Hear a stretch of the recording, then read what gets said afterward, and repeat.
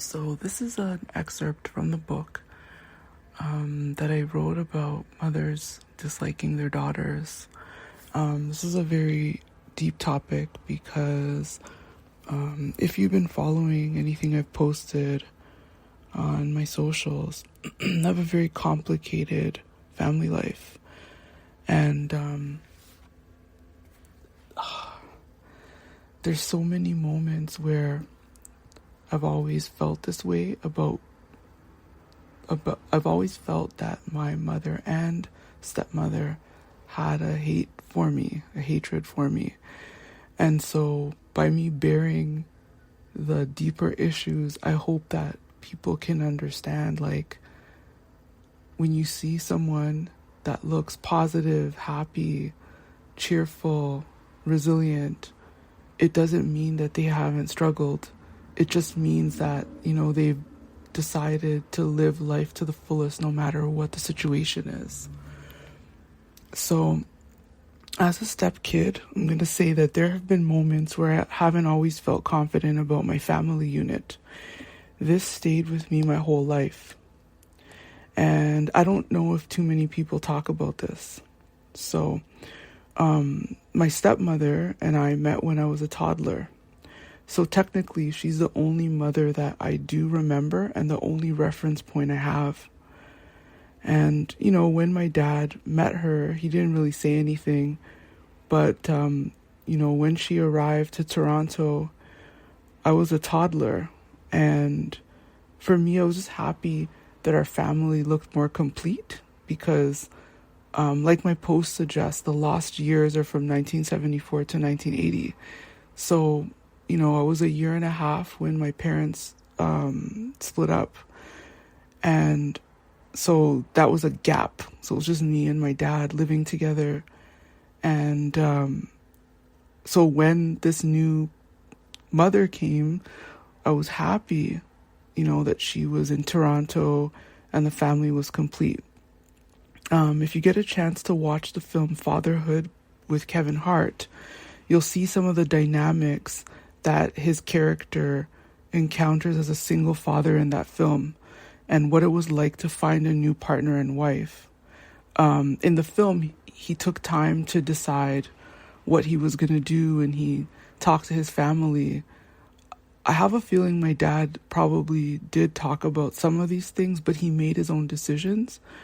And in many ways, his decision was a fast one, and it saved my life in some ways, but it caused so many issues that we're having today.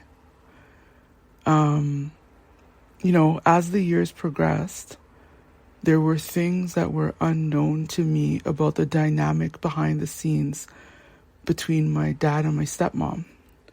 And there are moments where she had bouts of frustration or anger. And, any new mother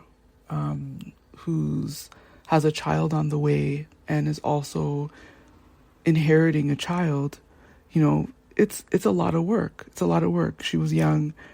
And, when she arrived to Toronto, she was pregnant with my sister. And I didn't know that she was pregnant until her stomach started to show.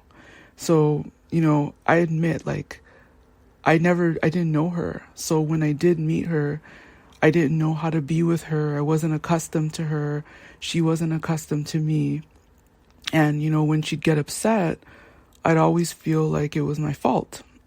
So my need to make things right started to become like an incessant focus of mine to make things better, to make things right, because my dad never explained anything to me. I had no idea what to do. I didn't know her, So, I had to start becoming more, emotionally intelligent that way. And so I started doing chores around the house, cleaning, cooking, taking care of my siblings as they came along. And, I was excited to have a brother and sister. But even when I bonded with her as much as I did, as much as a child could, I still didn't know if she liked me or not. And from what I understand about a lot of like blended families, there's like a courting period where the parent meets a new partner, the parent makes sure, okay, the partner's good, then the parent now introduces the kid to the new parent. None of that happened. So it was kind of like I was playing it by ear. And for me being 4 years old, I had no idea. It was like I was thrown into a situation. I also wondered how to express love or concern for her because she's someone that I just met. So, my dad told me, this is your mom. Don't ask questions. Behave yourself and be on your best behavior. And I was like, okay, because I was scared of him. So I just said, okay. But, there are times where I would feel resistance from her and I would try to smooth things out. And when the tension dropped in the household, I would feel content, like, okay, everything's okay. So what if I told you that even though I've known my stepmom for 37 years? Yeah, 37 years, 38 years I've known her. There are moments in our family life that I never knew how she felt about me, but I also felt sometimes that she hated me. I'll talk about this in the book. Now, I want you to listen to this carefully. Sometimes people from specific cultures, I want to say black folks, sometimes when people are hated or disliked, people assume that there must be something about the person that you don't like. Like, if many people don't like this person, there must be something about them that's distasteful. So even though I would feel like she didn't like me, I had to question myself as a child. What was it about me she didn't like? So please be sensitive here because I don't consider myself a bad person. But when we're talking about narcissistic abuse, oftentimes abusers dislike the positive qualities about a person. So I thought I was a good child, but I felt that there's things she disliked about me. I'll explore that more in the book, but I want you to keep that in mind.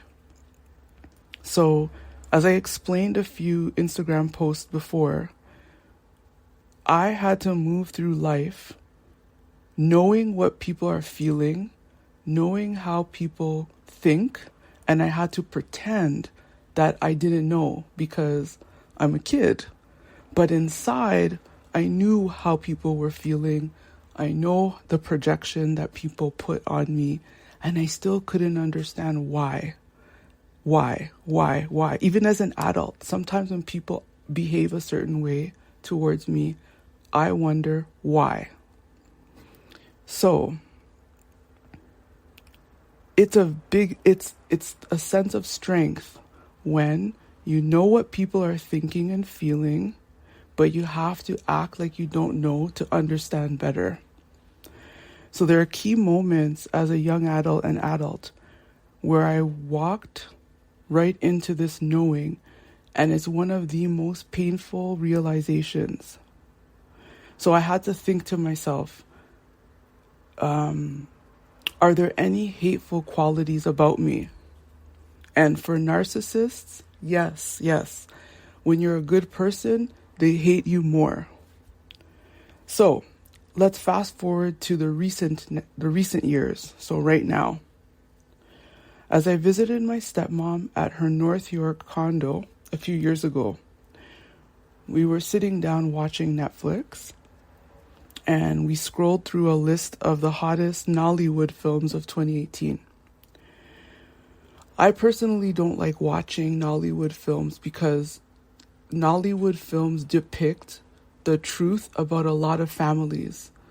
I don't know about people who like watching them, but some of the dynamics they are demonstrating, as cheesy as they sound, as corny as they look, as dramatic as they are, as funny as some of them look, the dynamics you see between parents, marriages, couples, step parents, all of that. It gets really dark in those Nigerian films. So we scrolled through our Netflix and we stumbled on a film. I don't remember the title. This film was about a girl whose mother passed away. And in this film, her mother passes away and her father meets a new wife at the mother's funeral. At that funeral, the woman who becomes this lady's new mother has 2 daughters, and eventually the woman who was a guest at the funeral marries her dad, and now these 2 girls become her stepsisters. We get to a part of the movie where the 2 sisters are talking to their mom, and they're telling their mom that they hate their stepsister. And I was shocked to see that dynamic, and I didn't really think about it too much, but in that moment, my stepmom got very, very angry, and she took the remote from me and she told me, "Shut this show off, take it off." And I was like, "Pardon?" And she kept saying, "Shut it off. I don't want to watch this film." And I kept asking her why. And while we were having this conversation, the characters were talking, and they said, the 2 sisters said to their mom, "I hate this sister. I don't want to live with her. I don't like her. I don't want to talk to her. I want to make her life a living hell." And it's so crazy how you get messages from TV, from your environment. They're telling you and showing you something. She got so angry and very, very, I don't know how to explain it, but she took the remote and she said to me, "Shut this off. I don't want to watch this." So that happened in maybe 2018, 2017, 2018. And from that time till now, so much has happened that started to show me how my stepmother really feels about me. And growing up, these are things I didn't know. And even though I felt it, I couldn't articulate it because I'd been growing up in the same house with her for 30 plus years. So stay tuned for the book. There's going to be more information about this dynamic because it's not only my stepmother, but it's also my mother. So here's a bit of what you'll read when you get my book. And I hope you enjoy the story because it is dramatic, but it's my life. Thank you.